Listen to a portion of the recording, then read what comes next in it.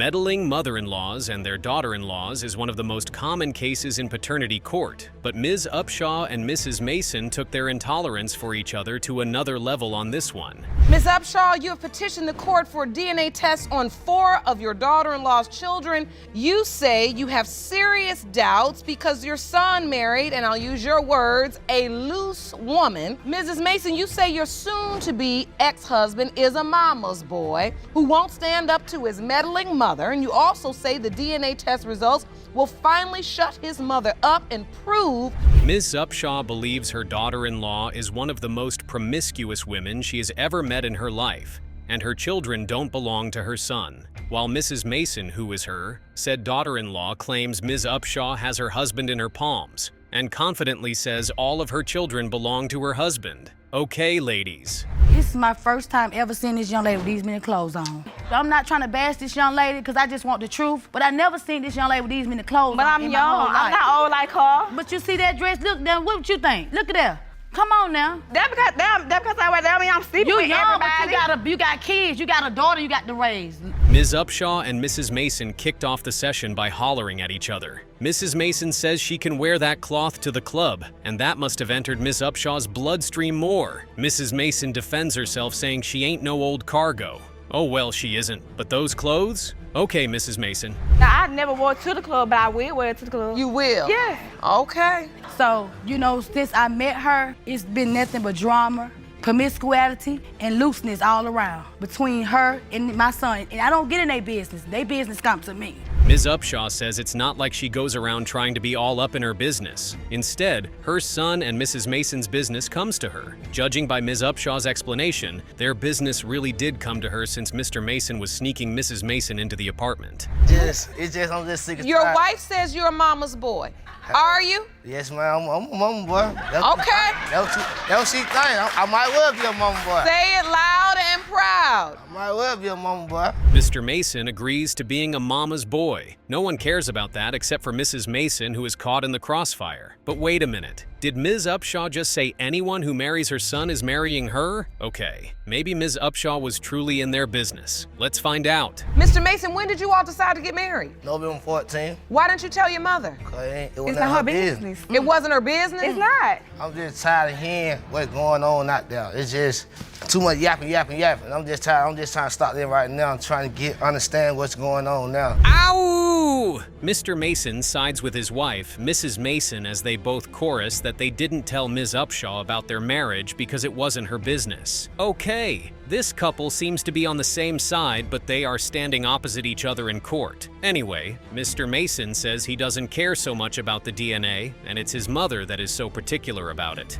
Miss Mason, I want to go back to you for a moment. She says part of the doubt with that you had some older man that you were in a relationship. Were you dating an older man? No, he was just a friend. Mrs. Mason agreed to sleeping with an old man who Ms. Upshaw suspects may be the father to one of her children. However, Mrs. Mason says that's a lie, and Mr. Mason also backs her up, saying he didn't even think like that, even though his wife told him about the incident. Mr. Mason was in love indeed. I said, come here, let me take your picture. Come here. Oh, you saw the guy? Yeah, I'm just being one. Come here. Hey, you, come here. I ain't gonna call no name. Let me take your picture, because I'm getting tired of hearing that you fathered my grandchildren. Bam, I snapped this picture. So once you took the picture, what did you do? I compared them. I said, Ms. Upshaw's other reason for having doubts was because there was another guy in the picture. Mrs. Mason counters Ms. Upshaw's claim that the guy she's talking about is her friend, and she never had any sexual relationship with him, as opposed to what Ms. Upshaw thought. Have you taken a moment to think about if the twins are not yours? No, Your Honor, I haven't. Y'all, she's fake, and she is very drama. Like, she's very fake. Let me tell you something, y'all. Both of them fake. I'm gonna keep it like that. Both of them fake. I'm just sick and tired of it. It's just like, I'm not with the drama. I'm not with it. I'm just ready to get the DNA test over with. Ms. Upshaw tries to play an emotional game, and Mrs. Mason cuts her off, calling her fake, but the man in between their drama isn't having it anymore. Mr. Mason is done with the theatrics. He wants the result. If they are his kids, he steps up to the plate, but if they are not, he works harder on the divorce Mrs. Mason is talking about. Let's find out which option Mr. Mason would end up having to choose. Mr. Mason, you are the father. Would you like me to continue with the next result? Are you all right? Yeah. All right. In the case of Upshaw versus Mason, when it comes to 1-month-old Brooklyn Mason, Mr. Mason, you are the father. It's tragic to lose one's loved ones, but Ms. Baker doesn't think that's enough reason to accept a baby that may possibly not be for her late son. Ms. Baker doesn't want to start doing grandmother duties when she may not be the baby's actual grandmother. Ms. Hooker, you are here with your mother because you say the defendant's son, Mr. Abraham, fathered your 10-month-old daughter, Kanaya. Ms. Baker, you and your daughter are here today to represent your son, Mr. Abraham, because tragically, he was killed 3 months after the birth of this child. You say that before his death, your son expressed great doubt that he was the father. Ms. Hooker says she's tired of the public denial of the child she had with Ms. Baker's late son. Ms. Hooker wants the result to prove her case and reaffirm her claim of her daughter's biological father, while Ms. Baker opposes because her late son already expressed his doubt about the baby before his demise. How have you been affected by Ms. Baker's doubts about Kanaya's paternity? I'm just sad sometimes. I try to deal with it now. Like, I really don't care no more. That's how I feel. I don't care anymore. I don't care who feel nothing about my baby. I don't care. Ms. Hooker gets emotional trying to express herself in court. Ms. Hooker doesn't want to feel like an outcast anymore, even though she says she doesn't care. Ms. Hooker also revealed Ms. Baker's late son was her first love, but that wasn't the case when she got pregnant, since Ms. Hooker said Ms. Baker's late son stopped talking to her during that time. Ms. Baker, explain to the court why there's doubt that Keyshawn is Kanaya's biological father. My son was on vacation. We kept hearing that Denia was pregnant, but then when we finally found out for sure, he told me. He said he wasn't the only boy that had messed with Denia.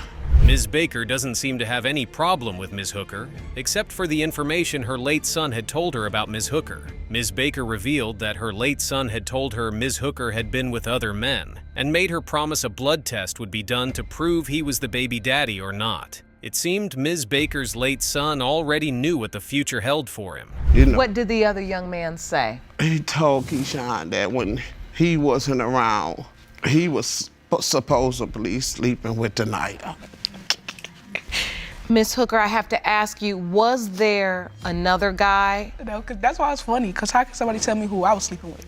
Ms. Hooker is laughing like she's got no skeletons to hide in her closet, and that better be true before Ms. Baker would go full-blown mad at her. Interestingly, Ms. Coates, who is Ms. Hooker's mother, jumps in and says Ms. Baker's late son really didn't have any doubt about the child, except for when he was with his family. Ms. Coates thinks it's the late man's family that was feeding him with lies instead. Mom, Ms. Baker, did he give you any proof or anything that there was this other guy? Because Ms. Hooker testified that this was the only person she was sleeping with at that time. I think he just went off what they're saying in their circle of kids. You know, they talk, they have their own, Yeah, that What's with Ms. Hooker's side laughs for real? Anyway, Ms. Baker says her son didn't know what to do about the pregnancy initially, and it got worse to the point of him losing weight and all. But could it be because of pregnancy that was happening to Ms. Baker's son? Well, Ms. Baker told her late son he would deal with the consequences of behaving like an adult. Oh, you I can't don't go. Don't go there, understand. Miss Blanche. Don't go there, Miss Blanche. Don't go there, because you know that you We're all understand. here to talk, honey. This I don't is understand. no. What I'm Miss saying Curley, not is, you keep commenting. What I'm Curley ain't said saying- nothing, so why you keep talking? Listen, this is what we ain't gonna do. Because Yeah. we can't come here to go back and forth with each other. You know Exactly. what? And- I ain't never. The bickering won't stop. Ms. Hooker is pissed at her potential baby's father's sister, which seems unnecessary. Ms. Barker repeats herself as she tells the judge she's in the middle about the child, and she's just trying to fulfill the promise she made to her son. Judge, my daughter really feels some type of way.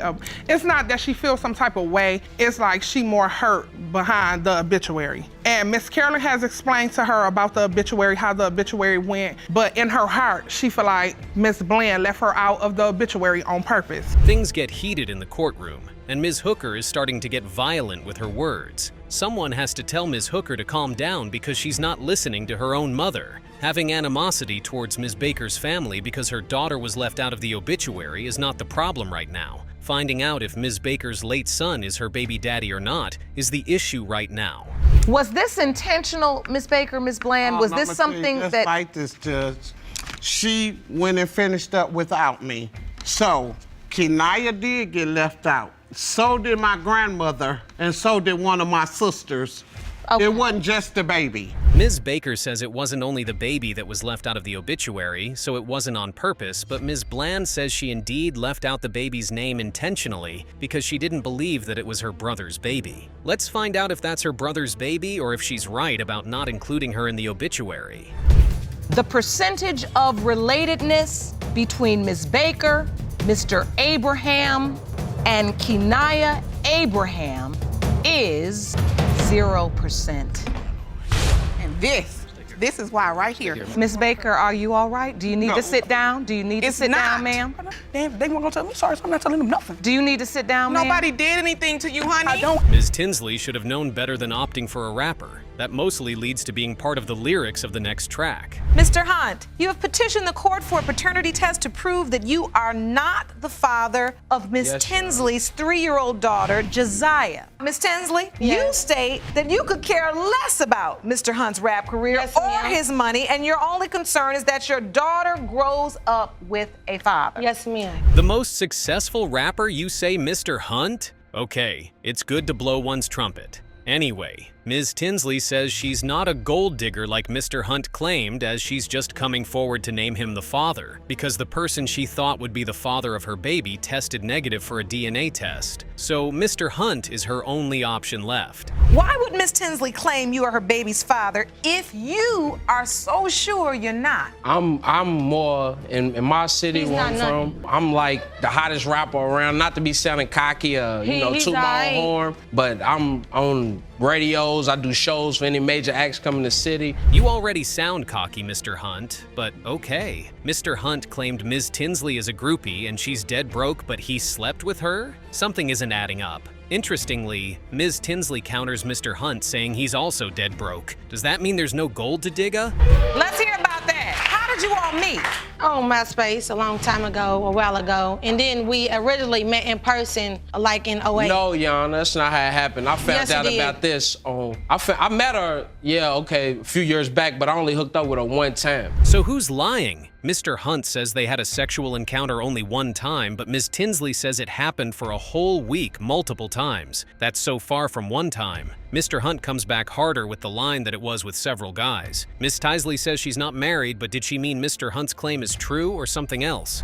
When she came to me about the baby, I found out about it on Facebook over my mother's house. That's a lie, y'all. I was on the internet. I was scrolling down the news feed. I seen it on the internet that she put my picture. She took my picture. After he put statuses about me on his Facebook and put "You are the father." This was on the internet, Yana.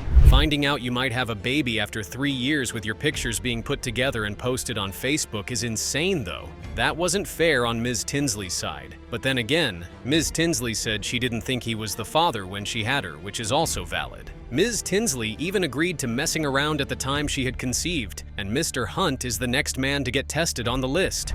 But what you also admit to is that you were having sex with someone else during that very same time. I was single and I was kind of doing me. But if I was so much of a slut, I would have 5, 6, 7 kids by 7 different men. I got 2 children by 2 different men. So miss me with what you're talking about. I'm not one of the men. Ms. Tinsley says she isn't a slur, because if she was, she'd have a sizable number of babies by now. But voila, she only has 2. However, Ms. Tinsley claimed she already informed Mr. Hunt that he was next in line if the first test she did came back negative, but Mr. Hunt tried to act all brand new with his self-acclaimed big neighborhood rapper title. Let me ask you this. Why would you come to me 3 years later then? He's saying because I thought my ex-boyfriend was a daddy. Why would you wait 3 years after you see that I'm doing things, though? Why didn't you write me when I was in jail, visit me, and come to the jail? Put it on God. Man, you can't. God wasn't there when things went down, Ms. Tinsley. Ms. Tinsley said she wrote to Mr. Hunt in prison, but he's here denying it. Ms. Tinsley's ex-boyfriend has got to be one of a kind with that kind of gesture. But Mr. Hunt is here fighting about how Ms. Tinsley is trying to pin a baby on him because he's opening acts in the club.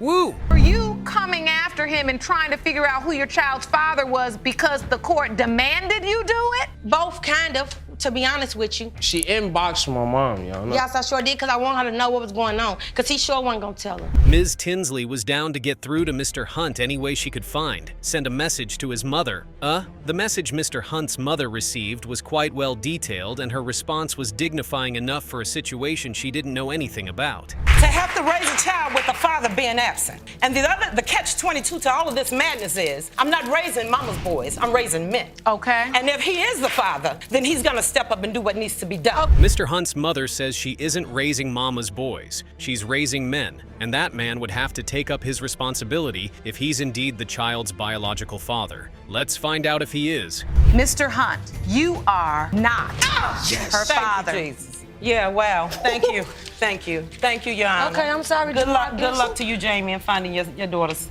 Ms. Myers really wants to know who her biological father is, but her mother's unethical teenage life makes that almost impossible. Ms. Myers, you have brought your mother, Ms. Madrigal, to court today because you claim she has no idea who your biological father is. You say your mother gave you a list of 13 possible men, and you are hoping to determine who your father is. 13 potential fathers is wild. Ms. Myers has to search through all of that and probably more if her father isn't part of them? Whew. Anyway, Ms. Madrigal hopes her daughter gets a positive answer from the two men they have been able to contact and have a DNA test done on. Ms. Myers, what were the circumstances that started your search for your biological father? When I was 13 years old, I had a father figure in my life, and he died at that age. And you know, when he died, I needed closure. I needed somebody to be there. Miss Myers' father figure passing away led to her wanting to know who her actual father was, but Miss Myers soon realized she's a long way from getting an answer to that question.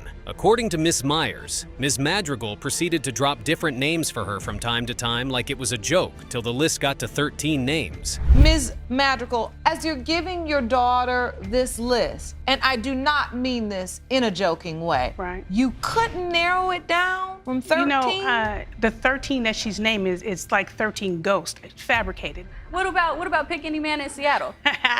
Ms. Myers and her mother are going at it, but there's a notable statement. Even if Ms. Myers asks Ms. Madrigal if any of her male friends was her biological father, it didn't seem right to say she could pick any man in Seattle even if Ms. Madrigal said it sarcastically. That woman wanted to know her daddy, ma'am. You know, I feel confused. I don't know who I am. I don't know my heritage. I don't know what I'm completely mixed with. I don't know where I came from. I don't know nothing. You came from me. Yeah, Doesn't I knew matter. you're half of the Doesn't family, matter. but that's only half Nobody the story. else matters. That's only half the story. Can't no man raise me better than you can, even though it doesn't even matter. So save it. You save raised it. me? Oh, I raised you. No, you didn't. I raised you. You weren't Monica, even there. stop So it. anyway. Ms. Myers claimed she just wanted to know where she came from and know the clan she belonged to, but her mother denied her that. Ms. Madrigal attacks her child again by saying she took care of her, and she could have done away with any of that. Her daughter says she didn't take care of her, though. Ms. Myers, you claim that you left home when you were 15 years old. Yeah, I did. Why is that? Why? I didn't want to be around her. You didn't get along to this degree even when you were 15 years old? Worse than this. It's even worse than this. The only reason why I'm even somewhat civil with her is because I have an ex that used to preach to me all the time about having to be close to my mom, and I wanted to be right with God. Did Ms. Madrigal just call her daughter the devil? Wow, her own daughter. There's definitely more to this mother and daughter story than paternity. He's just inappropriate with me. And when I'm at the airport, he's talking about how sexy I am. But you're beautiful. So I mean, what's that, maybe a compliment? A compliment? Ooh, girl, you are so sexy. He meant what the that hell? Look how pretty you are. I mean, save that, don't do that. Making remarks about your potential daughter with words like that is way out of line. But Ms. Madrigal thinks Ms. Myers should be fine with it. Mr. McCraney walks in and reveals where the sexy thing originated from. No wonder Ms. Madrigal had no problem with her daughter's potential father calling her that. Your Honor, I not how it also happened. I also found out, Your Honor, that when she left my house to another man's house, Sure did. and the same Sure thing did. happened the that same was day. the plan in the first place. The same day. Yeah, this wasn't planned. Mr. McCraney revealed Ms. Madrigal had left for another man's house on the same day. Whew, this was the reason Ms. Madrigal really couldn't figure out who her baby daddy was. She's talking about, oh, he's this and he's that. Well, if that's the case, then how come you got his picture on Facebook with you and your mom talking about, oh yeah, well, is this person my dad? And blah. I did that because I wanted people but to see. if he's such a bad guy, but if he's such such a bad guy, then why would you even I don't want put him on nothing to do with Facebook it and say, oh yeah, well, is he my I don't want dad? to expose him of what he really But you is. didn't. Ms. Myers even had to deal with family problems when she wasn't sure if that was her father? Understandably, Ms. Myers wouldn't like Mr. McCraney because of his first impression, while on the other hand, Ms. Myers has a good relationship with her other potential father. Ms. Myers needs to know who her father is already, or maybe not. That Mr. Smith, you are not Monica's father. I never thought I'd have to hear that. I still love you, though. Okay. Mr. Keith McCraney, you are the father. There it is. Did you faint, Mr. McCraney? I don't what? believe that at all. Whoa. No. They must have got their test mixed. Teenagers having a baby always comes with a big consequence, sometimes as soon as the baby is born or after the baby is born, and responsibilities get heavier than the prior hanging out with friends in the cafeteria. Ms. Short, you and your mother opened your case today because your first love, the defendant, denies he fathered your 21-month-old son, Jabari. Mr. Johnson, you are in court with your mother and say you might have been the plaintiff's first love, but you weren't the only one. You refused to do anything for her son until the DNA results prove you are his biological father. Mrs. Short is a victim of having a baby in her teenage years, and her consequence is her potential baby daddy denying paternity. Mr. Johnson says he's not stepping up to the plate until the DNA test proves he's the biological father of the baby. Ms. Short, you say you need help. Yes. Explain. Yes, because he's the father of my son, and my son, as a boy, need a father figure, and I need extra help, like while I'm in school. We got to do this for Jabari. Stop. First kiss and first everything. But somehow, he's not the only potential father? Okay, Ms. Short, it is what it is. Ms. Short gets emotional saying she believes her son needs a father figure in his life. That's a very valid point. After you met, you all started having sex, and at some point, you find out you're pregnant. Yes. Me and Mr. Johnson had sex April 23rd. I seen him on Facebook with another female, and he was like, I don't want you, I want her. He was talking about the other female. And I was like, he just left. He just left me. Oh! Mr. Johnson broke Ms. Short's heart, and she felt there was nothing wrong with her having stuff with another guy. Ms. Short keeps telling her sexual partners they are a possibility, and that makes everything a little bit better. At least she's not trying to forcefully pin it on one person. What point did you realize Ms. Short was even pregnant? See, Your Honor, I was away. I found out she was pregnant 6 months into her pregnancy. Okay. And were you informed that you were the biological father? Yes, ma'am. She told my mom and dad she was pregnant and I could be the father. Mr. Johnson didn't deny the baby from the jump, but word got around and Mr. Johnson started rethinking the whole story. Even though Mr. Johnson had posted another girl, he was in the hospital to take care of Ms. Short, even when her mother wasn't there. Did you know your friend, Ms. Short, was telling Mr. Johnson that he may not be the child's father? Your Honor, it was an ex-friend. I thought she was my friend. She was like, because I was like, it was a possibility. So I was like, I'm scared to let the moms know. She was like, you need to let them know so it won't be any confusions when the baby get here. Babies for trophies don't sound right, but the judge is going to let it slide because it seems like the financial burden has taken a toll on Ms. Short's mother. And there's Ms. Short's ex-friend snitching on her. That's nasty work, though. Miss Mabry, because you remember having this conversation with Ms. Short? Yes, ma'am. You did, and you said to her, if you need anything, just let me know. Yes, and it also went further into a blood test. They wanted me to do a blood test because I'm not gonna go through all that. And another thing about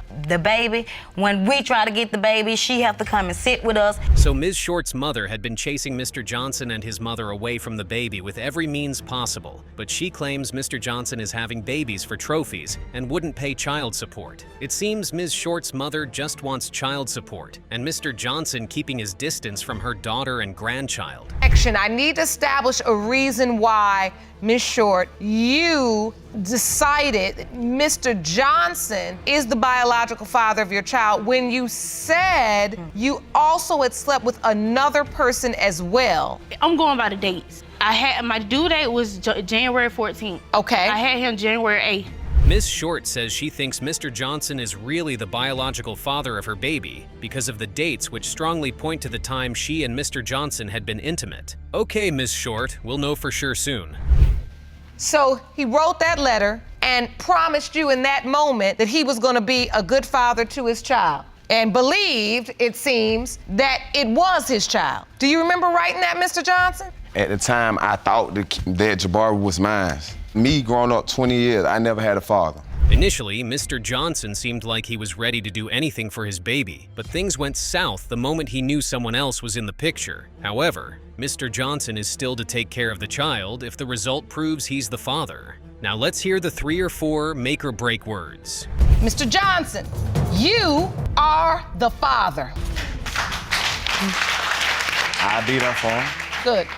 I'm glad you will. This all I want to know to get all the other extra stuff out the way. You have to. They shouldn't have took this. But no, Miss Short, this happens in life. Yes. It should not have taken this. Mr. Williams can't believe his one-night stand with Miss Davis could result in a baby. New flash. Mr. Williams, a couple of seconds is enough to make a baby regarding the reproductive health of the partners is in good condition. Mr. Williams, you claim 4 years ago you had a one-night stand with the defendant, Ms. Davis, and today you're here to prove you didn't father her 3-year-old son, Charles. Is that correct? That's correct, Your Honor. Ms. Davis, you are certain Mr. Williams is the father and claim he's denying your son to get out of his responsibility. Yes, Your Honor. Mr. Williams is even suing alongside denying Ms. Davis' baby. But Ms. Davis, on the other hand, says she's 100% sure that Mr. Williams is the biological father of her baby, but he's denying it because of responsibilities. So long to get a DNA test.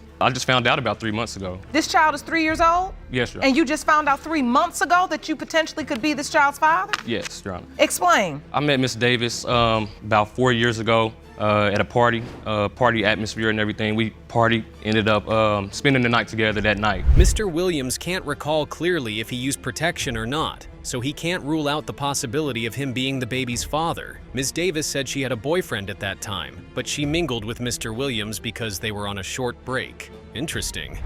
For one, She's not. Can I submit this?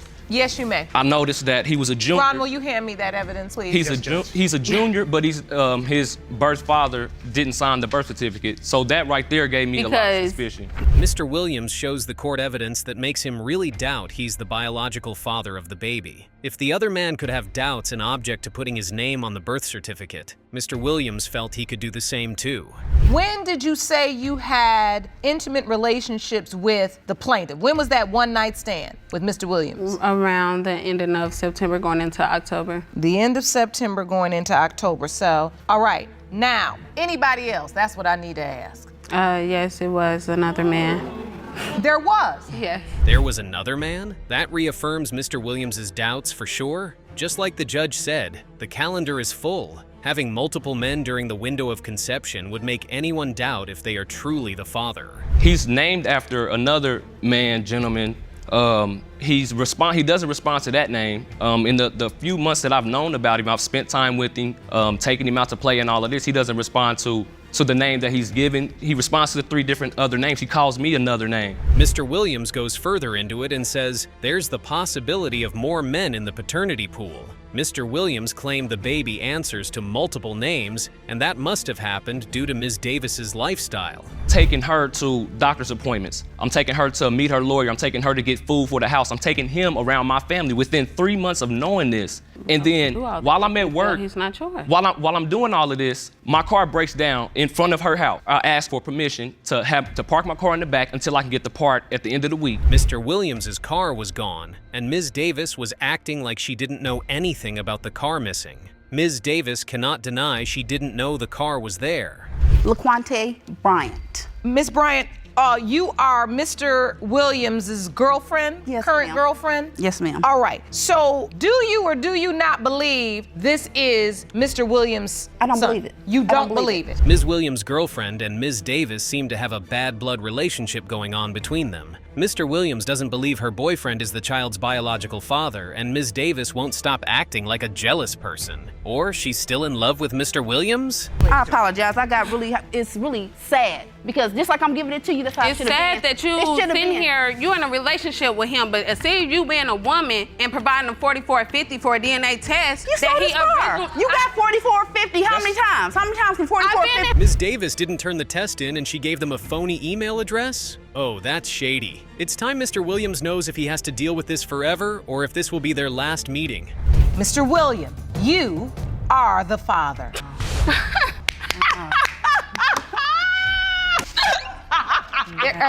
Is that joy?